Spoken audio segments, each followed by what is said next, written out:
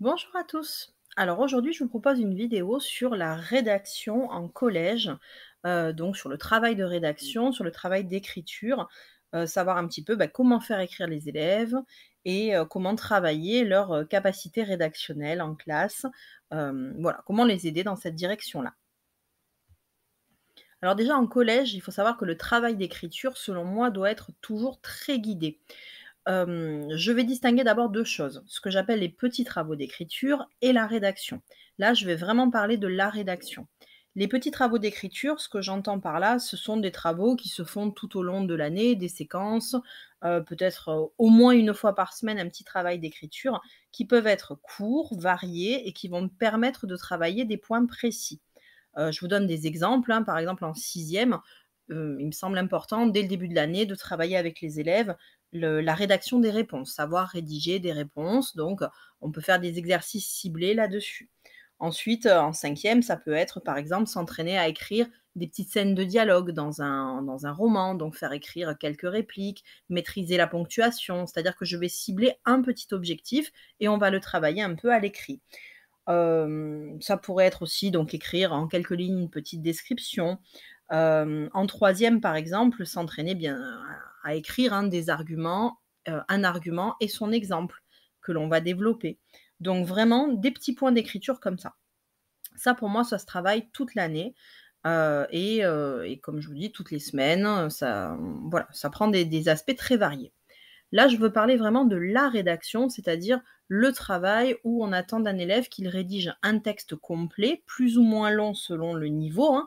Généralement, on attend sixième, 6e, 5 on attend entre 15 et 20 lignes, hein, c'est un petit peu les objectifs. Et puis quatrième, troisième, on est plus sur du 40 lignes, voire donc 2 pages, hein, en troisième, puisque c'est ce qui est demandé, au brevet. Donc, pour moi, la rédaction, c'est un travail qui est plus long, qui nécessite, plus d'apprentissage, hein, plus d'acquis aussi et enfin qui permet en tout cas de vérifier certains acquis, qui dure généralement entre 2 et 3 heures, hein, puisque moi je tiens vraiment à le faire en classe. Je veux pas que les élèves le fassent à la maison. En troisième, parfois oui, parce que, on n'a pas beaucoup de temps, donc on peut pas se permettre de prendre toujours 3 heures pour travailler dessus, donc on peut commencer le travail en classe et le finir à la maison. Mais en sixième, cinquième, ça me semble vraiment important de faire les rédactions de A à Z en classe, pour éviter déjà que les parents le fassent à la maison évidemment, et puis pour, s'entraîner sur aussi un temps limité puisqu'on sait qu'après en troisième, la rédaction, il faudra la faire en 1 heure et demie. Donc évidemment, en sixième, c'est compliqué en 1 heure et demie, en cinquième aussi, mais petit à petit, hein, réduire le temps pour s'en approcher. Cette rédaction-là, moi, je sais que j'en fais, 1 au moins par séquence, une grosse rédaction que je vais noter sur 20. En début d'année, avec les sixièmes, cinquièmes, je commence par des petites rédactions sur 10 pour aller vers la rédaction sur 20. Ça peut aussi ne pas être noté, hein, selon les établissements où vous êtes. Ça peut être sous forme de compétences, hein. En tout cas, chez moi, on met encore des notes sur 20. Voilà, donc j'en fais à peu près une par séquence. Alors ce travail de rédaction, hein, nécessite plusieurs étapes. C'est pour ça que je disais que ça dure entre 2 et 3 heures parce que, toutes ces étapes-là, on va les faire en classe, en particulier l'étape 1 et 2 que l'on va faire même en commun en sixième, cinquième. Donc première étape fondamentale, l'objectif étant, hein, pardon, de donner des réflexes aux élèves, c'est-à-dire que progressivement, tous ces réflexes, toutes ces étapes-là soient intégrées pour qu'en troisième, d'eux-mêmes, quand ils vont devoir commencer une rédaction, j'ai plus besoin moi de leur dire quelles sont les étapes, ils doivent savoir par eux-mêmes, qu'ils doivent passer par ces 4 étapes. Donc la première étape qui est fondamentale et que je fais en commun en sixième, cinquième, c'est la découverte de la consigne. Donc, ça, ça semble tout bête, hein, mais, ça demande quand même, de prendre du temps. Donc, moi, je leur donne des petites astuces, donc avoir évidemment un fluo et passer au fluo les éléments essentiels de la consigne pour être sûr de bien avoir compris ce que j'attends d'eux. Quel type de texte ils vont devoir écrire. Donc on va commencer par rechercher ça, c'est-à-dire est-ce qu'on va devoir écrire une description? Est-ce qu'on va devoir écrire un passage narratif? Est-ce qu'il va falloir mêler les 2? Donc on va réfléchir d'abord à ça. Ensuite, on va s'interroger sur à quel temps on va écrire son texte. Qu'est-ce qu'on doit trouver dedans? Donc moi, souvent, je leur fais faire des petites flèches pour se noter, hein, comme un petit schéma, voilà, les éléments qui semblent essentiels à la compréhension de la consigne. Donc Voilà, le reformuler aussi avec leurs mots, avec leurs propres mots, hein, dire: «Là, je dois décrire un personnage, ça veut dire faire son portrait, ça veut dire parler de son visage». Enfin, je vais essayer de leur faire expliciter un maximum pour qu'ils comprennent vraiment ce que j'attends d'eux. Ensuite, une fois qu'on a bien découvert la consigne, donc ça généralement, bah, ça prend, je dirais une quinzaine de minutes, on s'attaque au vocabulaire. Alors la recherche du vocabulaire, pour moi, elle est essentielle. Vraiment, il faut commencer par ça. Ça permet de travailler aussi la notion de champ lexical, hein. Je donne un exemple, avec les sixièmes, ils ont dû écrire un poème sur la pluie. On venait d'étudier, alors souvent ça arrive aussi après l'étude d'un texte, donc on va s'appuyer, sur le fonctionnement du texte qu'on a vu en classe pour après travailler l'écriture. Donc nous, on venait d'étudier, le petit poème qui s'appelle «La bise» de Victor Hugo, qui parle du vent qui est très froid, et je leur demandais cette fois-ci de me faire un poème sur la pluie. Donc on a commencé bien sûr par lister, tout le champ lexical de la pluie, donc tout ce qui leur venait à l'esprit quand on parle de pluie.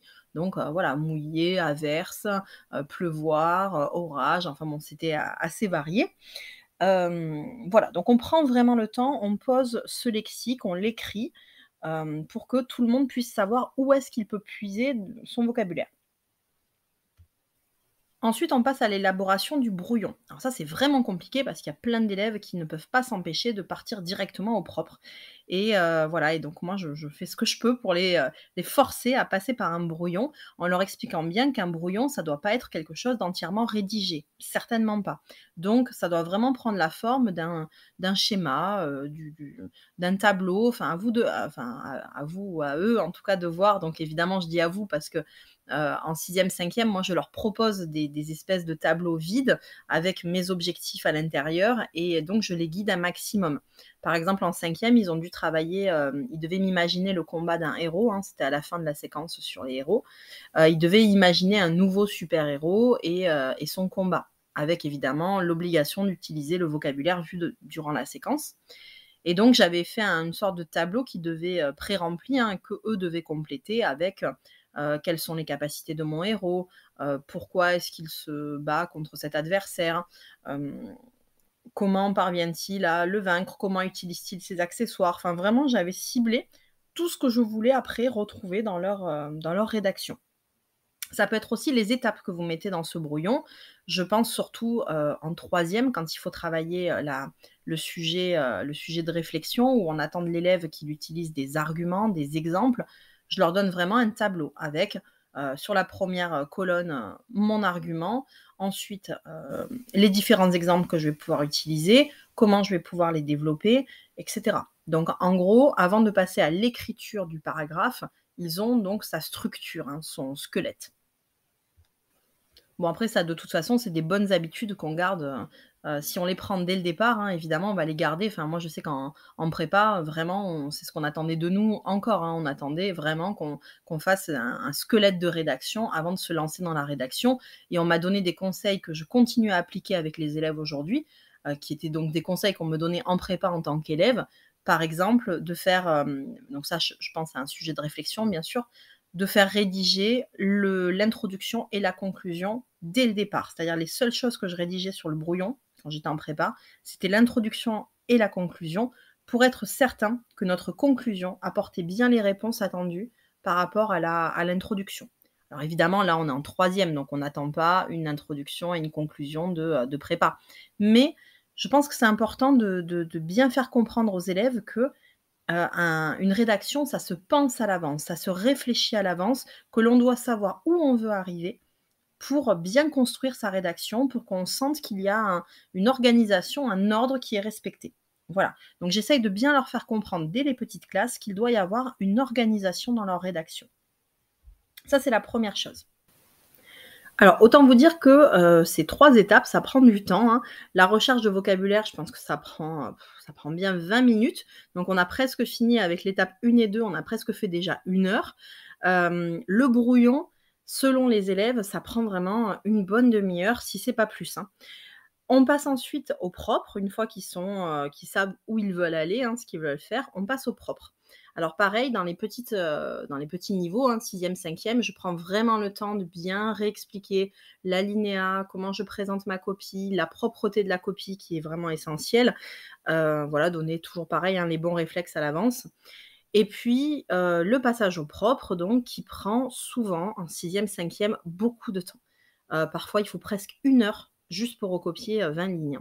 Mais, voilà, ils sont forcément stressés, ils doivent réfléchir à l'orthographe, ils doivent réfléchir à tout ça, c'est compliqué. Généralement, c'est aussi avant le passage au propre que je leur donne le barème.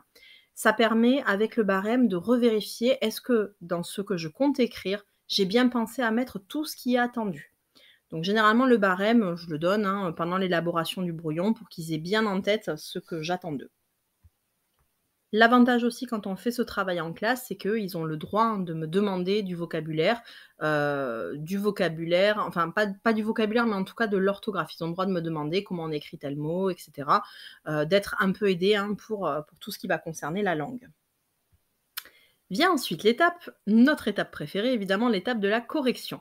Alors je pense que vraiment quand on est prof de français, le la chose la plus compliquée à corriger et pénible, c'est, la rédaction. Surtout quand on a des élèves qui nous écrivent 2 pages, mal écrits, bourrés de fautes, et qui correspondent pas au sujet. C'est un peu la catastrophe. Donc on peut s'interroger sur comment on corrige, une rédaction.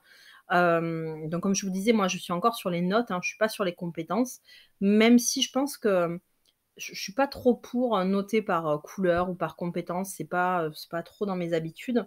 Heu, je Cela dit, je pense que la rédaction, c'est le seul truc où, ça me semblerait plus logique d'utiliser des compétences ou des degrés de compétences parce que finalement entre une rédaction qui a 12 et une rédaction qui a 13, c'est compliqué de voir la nuance, quoi. C'est compliqué. Il vaut mieux dire: «Bon, mais ce sujet, il est très fragile, pas hors sujet, pas maîtrisé» et puis au contraire, là, la rédaction, elle est très réussie, bien maîtrisée. Je trouve que, voilà, c'est bon ça mais quoi qu'il en soit, je note quand même par note. Donc la première chose que je fais, c'est établir un barème précis, puisque, selon les niveaux, selon le moment de l'année aussi, je vais, je vais vraiment, cibler des points en particulier. Alors mon barème, je le divise toujours en 2 parties, le fond et la forme.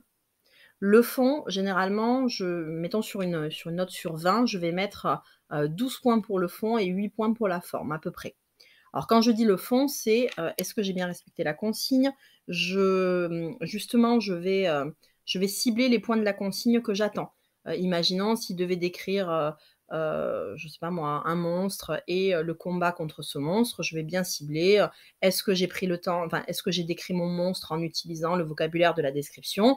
Donc ça, je vais le mettre, je sais pas moi, sur 5 points. Ensuite, je vais mettre, est-ce que j'ai décrit le combat en utilisant le vocabulaire étudié en classe? Donc je vais aussi mettre des points. Est-ce que j'ai utilisé soit le présent, soit le passé simple, selon ce que j'avais demandé moi au départ? Je vais le mettre sur 2 points, et cetera.